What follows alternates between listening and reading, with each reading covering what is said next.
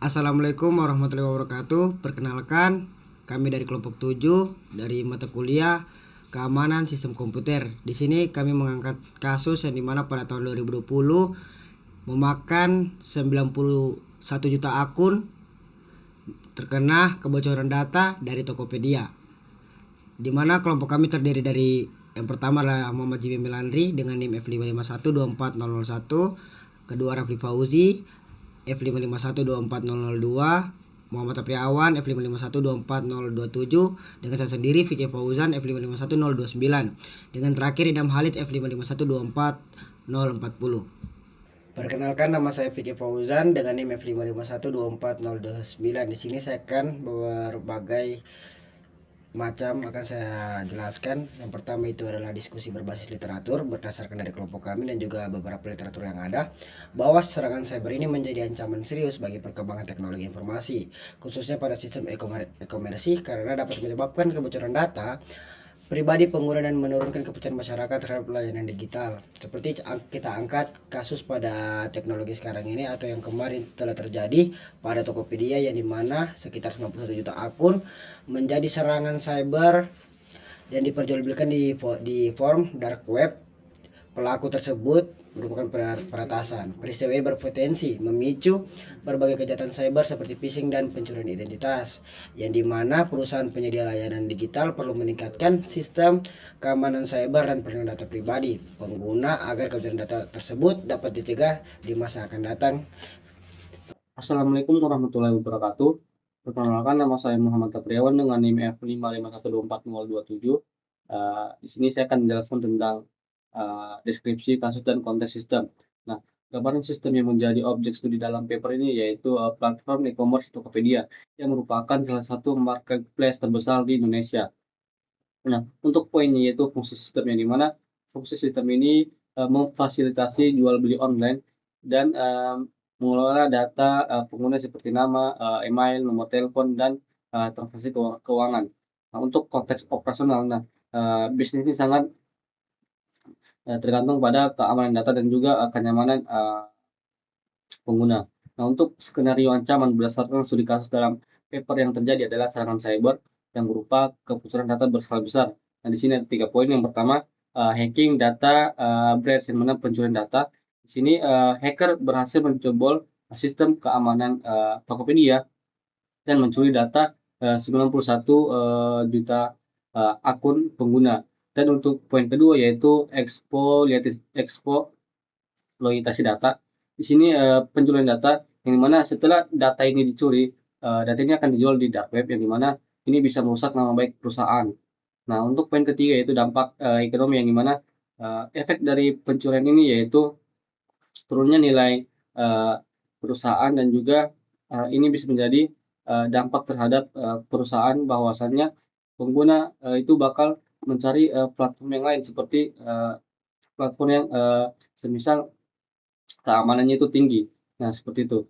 Kemudian untuk penjelasan selanjutnya kita lanjut ke identifikasi cara keamanan. Di sini ada 3 poin juga. Nah, kerentanan yang dimanfaatkan berdasarkan analisis dari pertama Persat H, kemudian dan Teguh Aprianto. Di sini broken access control pada API, yang mana hacker memanfaatkan celah pada sistem komunikasi data, komunikasi aplikasi yaitu API, untuk memanipulasi akses sehingga mereka bisa melihat data, menyedot data milik pengguna lain secara ilegal. Kemudian poin kedua yaitu kelemahan pada mekanisme hashing password, yang mana investigasi menunjukkan bahwasannya adanya celah pada cara sistem menyimpan kata sandi meskipun itu sudah diubah menjadi bentuk hash. Nah, untuk poin ketiga yaitu insecure data storage, yang mana ini saat hacker berhasil menembus pertahanan awal, mereka menemukan data profil seperti nama, email, tanggal lahir, dan juga disimpan dalam bentuk teks biasa atau plain text. Akibatnya data ini langsung bisa dibaca dan dicuri meskipun data finansial tetap aman. Seperti itu, sekian dari saya. Terima kasih. Assalamualaikum warahmatullahi wabarakatuh. Perkenalkan, nama saya Muhammad Jimmy Melandri dengan NIM F551241. Di sini saya akan melanjutkan materi dari teman saya, itu klasifikasi ancaman cyber. Klasifikasi ancaman cyber ada ya, jenis ancaman, bersifat aktif, inset atau outset. Pada itu penjelasan klasifikasi secara konseptual. Nah, riset selanjutnya itu identifikasi jenis ancaman. Dalam keamanan cyber, ada beberapa jenis ancaman yang biasa digunakan hacker untuk menyerang sistem. Itu contohnya seperti exploitation of web application vulnerability, unauthorized access, database exfiltration, dan recognition. Namun, pada kasus kebocoran data Tokopedia yang terjadi pada tahun 2020, ancaman yang paling utama adalah unauthorized access, yaitu akses tidak sah ke dalam sistem database. Itu artinya, pihak yang tidak memiliki izin berhasil masuk ke dalam sistem dan memperoleh data yang tersimpan di dalamnya. Pada kasus ini, peretas dilaporkan berhasil mengakses basis data pengguna Tokopedia. Setelah mendapat akses tersebut, data pengguna kemudian diambil dan diperjualbelikan di dark web. Data yang bocor meliputi informasi pribadi seperti nama pengguna, email, nomor telepon, serta data-data lainnya. Setelah akses tidak sah terjadi, biasanya tahap berikutnya adalah exfiltration data, yaitu proses mengambil atau menyalin data dari server target. Ini dapat terjadi karena beberapa faktor, yang seperti lemahnya kontrol akses sistem yang belum siap mendeteksi intrusi, serta tingginya nilai target karena Tokopedia memiliki jumlah pengguna yang sangat besar. Baik, untuk di slide selanjutnya, pasif atau aktif. Pada kasus kebocoran data Tokopedia yang terjadi pada tahun 2020 dapat dikategorikan sebagai active threat karena pelaku tidak hanya melakukan pengamatan terhadap sistem, tetapi secara aktif menembus sistem keamanan dan mengakses database pengguna. Pada insiden ini, peretas dilaporkan memperoleh sekitar 91 juta data akun pengguna Tokopedia. Peristiwa ini menunjukkan bahwa setelah berhasil melakukan akses ke dalam sistem, peretas melakukan data exfiltration, yaitu proses pengambilan atau penyalinan data dari server atau database target. Dengan demikian, insiden kebocoran data Tokopedia mencerminkan adanya aktivitas serangan aktif yang tidak hanya melibatkan akses tidak sah terhadap sistem, tetapi juga pengambilan data dan penyebaran data pengguna Tokopedia.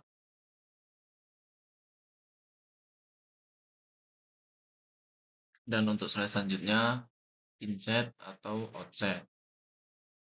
Untuk kasus kebocoran data Tokopedia pada tahun 2020 dapat dikategorikan sebagai outset threat, yaitu ancaman yang berasal dari pihak di luar organisasi yang berupaya memperoleh akses tidak sah terhadap sistem Tokopedia.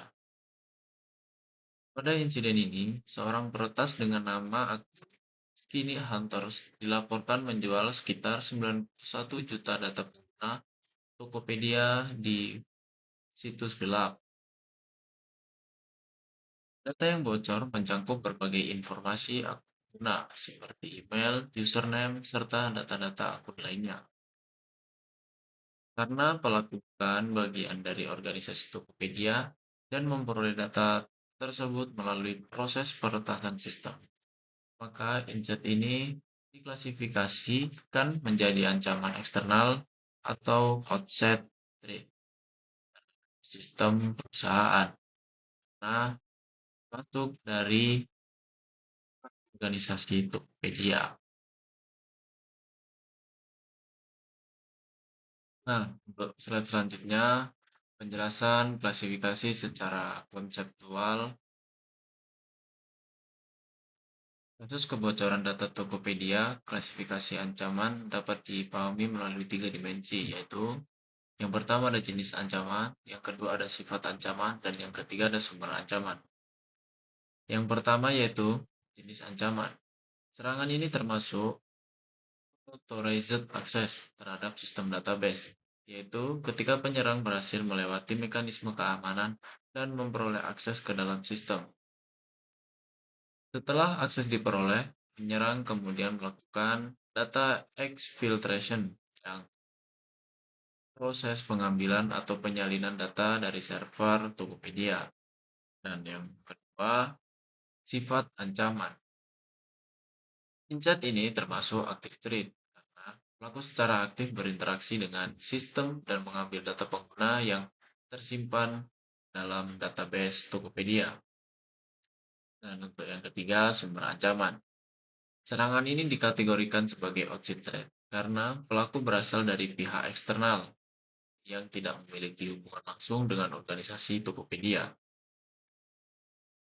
Secara konseptual, kebocoran data Tokopedia dapat diklasifikasikan sebagai serangan eksternal yang bersifat aktif melalui mekanisme unauthorized access yang diikuti dengan proses data exfiltration. Baik, terima kasih. Pemaparan materi dari saya, dan untuk selanjutnya lanjutkan oleh saya. Assalamualaikum warahmatullahi wabarakatuh. Perkenalkan, nama saya Idham Halid, NIM F5512440. Nah, di sini saya akan melanjutkan pembahasan dari teman saya sebelumnya, dan saya akan coba menjelaskan bagaimana teknik eksploitasi itu dilakukan dan hubungannya dengan celah yang didapatkan. Nah, eksploitasi itu dilakukan dengan memanfaatkan kerentanan yang kita dapatkan, kerentanan yang didapatkan. Nah, berdasarkan data, berdasarkan berita dari Detik.net, pakar keamanan cyber Ruby Alamsyah itu mengatakan kemungkinan pertama itu adalah adanya kebobolan dari sisi sistem cloud yang digunakan oleh Tokopedia. Nah, ini sejalan dengan apa yang disampaikan oleh teman saya sebelumnya, bahwa salah satu titik masuk yang bisa dimanfaatkan oleh seorang hacker, ya, itu adalah cloud infrastructure service. Itu kemungkinan miskonfigurasi dari infrastruktur cloud atau penyimpanan. Nah, apa itu sebetulnya miskonfigurasi? Jadi miskonfigurasi itu adalah kerentanan yang terjadi akibat kesalahan konfigurasi layanan cloud, seperti membiarkan bucket storage terbuka ke publik, menggunakan kredensial default tanpa pengamanan tambahan, atau pengaturan firewall yang terlalu longgar. Nah, dampaknya adalah data sensitif itu bisa diakses oleh pihak tak berwenang sehingga berpotensi menimbulkan kebocoran data berskala besar. Nah, kemudian yang kedua adalah eksploitasi. Tadi kita sudah bahas bahwa kemungkinan eksploitasi itu dilakukan dengan memanfaatkan miskonfigurasi. Nah, tapi bagaimana sebetulnya eksploitasi dilakukan? Bagaimana runtunannya? Mungkin, ya, eksploitasi dilakukan dengan pertama adalah attack surface atau pemetaan permukaan serangan. Nah, pemetaan permukaan serangan ini seperti apa? Itu adalah mengidentifikasi apakah layanan ini bisa diakses oleh publik atau tidak. Kemudian mencari endpoint yang memungkinkan kita untuk mendapatkan mendapatkan data, dan juga mengamati sistem untuk request yang berasal yang tidak terautentikasi. Nah, setelah identifikasi itu dilakukan, maka kita akan mendapatkan jawaban dari identifikasi yang kita lakukan tadi. Nah, dari situ kemudian kita dapatkan celah yang mungkin bisa dimanfaatkan, seperti endpoint yang bisa mengarah langsung ke data dari penggunanya yang tanpa autentikasi yang kuat. Terus mungkin juga firewallnya, dan mungkin banyak celah-celah yang memungkinkan kita untuk masuk ke dalamnya. Setelah celah itu didapatkan, baru kemudian data itu dicuri. Selanjutnya saya coba menjelaskan kembali dengan teknik eksploitasi yang sudah saya jelaskan sebelumnya. Nah, pertama adalah attack surface. Ini pemetaan permukaan serangan. Itu adalah infrastruktur dan backend dari Tokopedia sendiri. Kita mengidentifikasi celah-celah yang memungkinkan kita untuk masuk. Kemudian celah yang kita mungkin sangat mungkin untuk dimanfaatkan oleh hacker adalah miskonfigurasi layanan cloud tadi. Nah, kenapa ini? Karena kalau kita melihat salah satu tanda dari miskonfigurasi itu dimanfaatkan adalah menimbulkan kebocoran data berskala besar. Nah, dari kasus Tokopedia kita tahu data yang didapatkan itu sangat besar sekali, bahkan jutaan data. Kemudian teknik eksploitasi dilakukan, aksi legal ke storage atau database dengan memanfaatkan celah tadi, miskonfigurasi tadi. Baru hasilnya kita dapatkan filtrasi data pengguna. Data pengguna 91 juta data itu kita sudah dapatkan. Oke, terima kasih. Assalamualaikum warahmatullahi wabarakatuh. Perkenalkan, nama saya Rafli Fauzi dengan NIM F5124002. Kali ini saya akan mempresentasikan pada bagian saya, yaitu dampak terhadap CIA. Ya, langsung saja. Yang pertama itu ada kerahasiaan atau confidential. Yang pertama itu analisisnya, database pengguna dan menjual sekitar 91 juta data akun di dark web dalam kasus Tokopedia. Peretas berhasil mengakses. Yang kedua, data yang bocor meliputi nama pengguna, email, nomor telepon, dan password yang terinskripsi. Yang ketiga, hal ini menunjukkan bahwa akses tidak sah berhasil dilakukan oleh pihak luar terhadap sistem Tokopedia. Yang kedua, dampaknya. Pada yang pertama itu, data pribadi pengguna menjadi diketahui oleh pihak yang tidak berwenang. Yang kedua, meningkatkan risiko phishing, penipuan, dan pencurian identitas. Yang ketiga, menurunkan kepercayaan masyarakat terhadap keamanan platform e-commerce. Oke, dan selanjutnya integritas atau integrity. Yang pertama analisis. Ya, yang pertamanya juga kebocoran data menunjukkan adanya kelemahan kontrol keamanan dan akses database pada sistem Tokopedia. Yang kedua, walaupun tidak ada bukti bahwa data transaksi diubah, kemungkinan manipulasi atau penyalahgunaan data pengguna tetap ada setelah data bocor. Kemudian ada dampaknya. Yang pertama itu potensi perubahan atau penyalahgunaan data oleh pihak yang memperoleh database tersebut. Yang kedua, risiko pemalsuan akan atau pengguna identitas pengguna untuk aktivitas ilegal. Yang ketiga, menurunkan kepercayaan terhadap keakuratan dan keamanan data pada sistem. Dan terakhir, ketersediaan atau availability. Yang pertama, analisis. Insiden kebocoran data menyebabkan Tokopedia harus melakukan investigasi dan peningkatan sistem keamanan. Selanjutnya, gangguan keamanan seperti ini dapat mengakibatkan pembatasan akses atau maintenance. Yang selanjutnya ada dampak. Dampaknya itu yang pertama, pengguna diminta mengganti password dan meningkatkan keamanan akun. Kedua, potensi gangguan layanan sementara akibat proses mitigasi keamanan. Dan terakhir, menurunnya kepercayaan pengguna untuk menggunakan layanan. Sekian dari saya. Assalamualaikum warahmatullahi wabarakatuh. Menjelaskan beberapa kesimpulan dari kami itu adalah berdasarkan beberapa literatur, serangan cyber ini menjadi ancaman serius bagi sistem e-commerce karena dapat menyebabkan kebocoran data pribadi dan menurunkan kepercayaan pengguna. Yang dimana salah satunya seperti tadi, adanya kebocoran data pada Tokopedia yang mengakibatkan 90 juta akun menjadi korban peretasan sehingga diperjualbelikan di dark web. Oleh karena itu, bagi perusahaan digital perlu meningkatkan sistem keamanan cyber dan perlindungan data pengguna agar kejadian serupa dapat dicegah.